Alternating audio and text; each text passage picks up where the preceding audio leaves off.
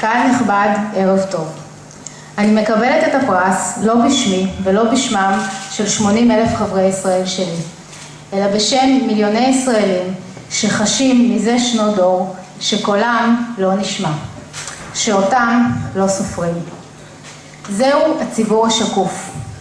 עם ישראל הוא מגוון, יש בו חרדים, דתיים, חילוניים, ספרדים ואשכנזים, מתיישבים, תושבי פריפריה ואנשי מרכז הארץ, ימין ושמאל. זהו פסיפס מרתק שמרכיב את העם הזה. לא כך התקשורת, כאן אין פסיפס, כאן כל האבנים צבועות באותו צבע. לפני מספר שבועות ערכתם כנס חירום כנגד הסגירה הפוטנציאלית של ערוץ 10. הסברתם שלמען חופש הביטוי ראוי להגמיש את החוק ולא לדקדק על קוצו של יוד. אני מסכימה איתכם. אך אינכם הייתם אנשי תקשורת יקרים כאשר מדינת ישראל סגרה את ערוץ 7, תחנת רדיו יחידה מסוגה שנתנה ביטוי לציבור עצום שאינו מעוניין לצרוך את גלי צה"ל, ידיעות אחרונות וערוץ 2. לא הבנתם שאתם סותמים את צינור החמצן האחרון, את כבשת הרש של ציבור אדיר? איפה הייתם אז, רזי ברקאי, אילנה דיין ומוטי קירשנבאום?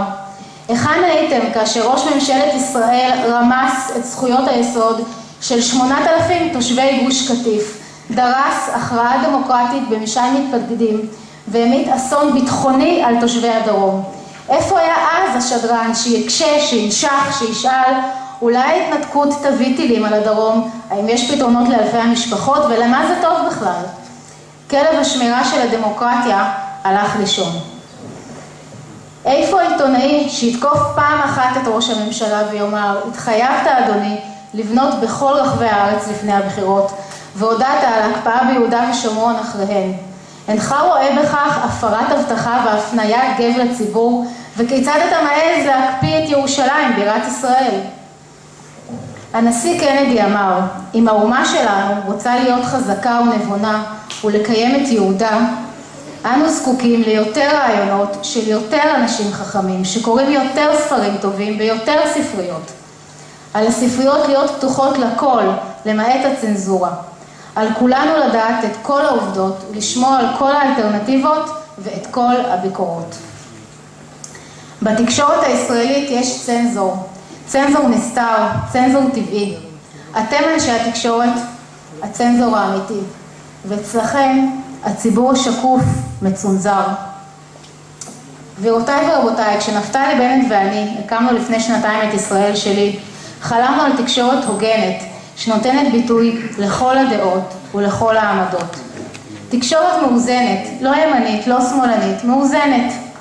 תקשורת נושכת, חודרת וביקורתית, אך מכל הכיוונים, גם ימין וגם משמאל.